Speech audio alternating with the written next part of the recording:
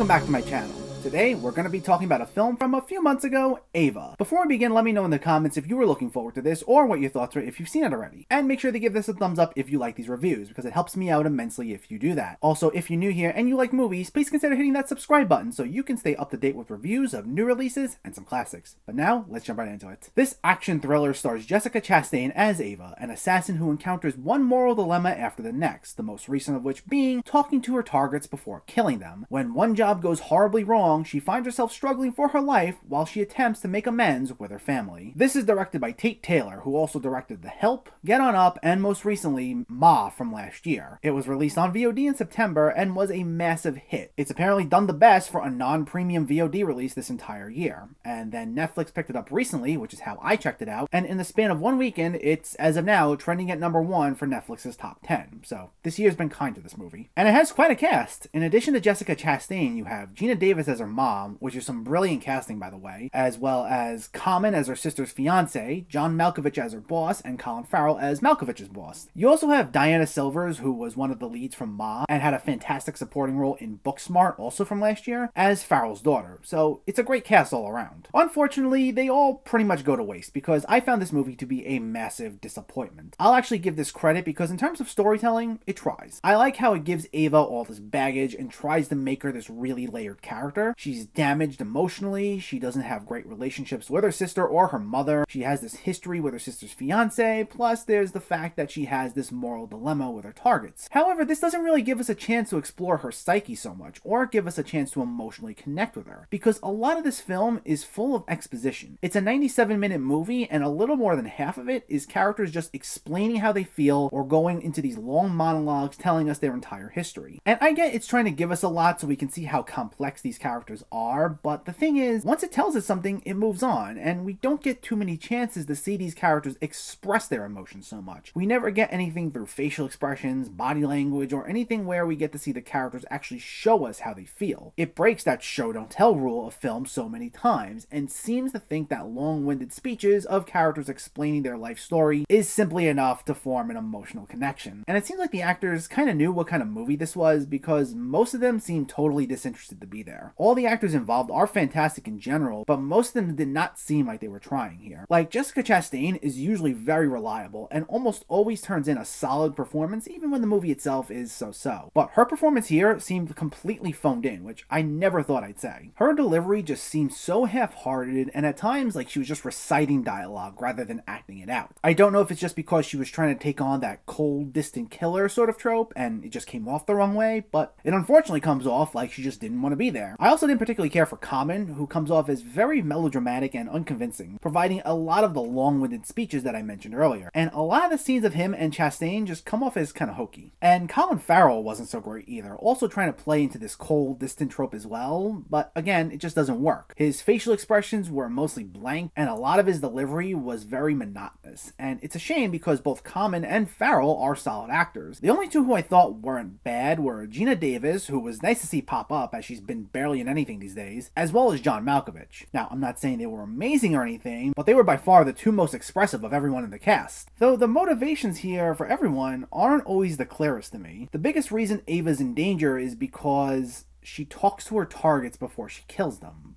But she doesn't reveal any crucial information that compromises her employers, and she always carries out the task anyway. It's like, if she was letting them go, or feeding someone info, then that's one thing. But the fact that she exchanges any sort of words with them before carrying them out, and that's it just comes off as contrived, to be honest. Like he was forcing something that wasn't really there. I mean, I can see her bosses being a little annoyed, but she doesn't do anything particularly wrong otherwise, so I'm not entirely sure what the problem is here. There seemed to be so much focus on giving us a ton of backstory that it forgot to really think things through as far as motivations for things going on in the present day. And it's not like they were pressed for time that they couldn't flesh things out more. It's only an hour and a half. They had plenty of time to explore at least just a little more. It wouldn't have thrown off the pacing or anything. In fact, it would have been more engaging rather than what we got. I'm fine with something going on for 2 hours or more if at least each scene felt relevant and tried eliciting a sincere emotional response, but that's not what we got here. Though I will say there were a few moments of genuine excitement, and that would be the action scenes. scenes. I thought those were by far the most well done parts of this movie. Some of the fights would get brutal and bloody, and they will satisfy hardcore action movie fans. The thing is, there actually aren't too many of these moments. I'm not saying this movie needs to be 90 minutes of non-stop guns firing and explosions going off, but for a film that labels itself as an action movie, it went pretty light on the action. We get most of them in the second half, but otherwise it only leans into these moments sparingly, which is a shame because they were all very well choreographed and a lot of fun, but for every one of these great moments we get, it's usually followed by a long stretch of monologues and exposition without any of the emotion. And had it taken its time to either flesh out these characters a bit better or give us more action scenes, or both to be honest, it would have been a much better movie.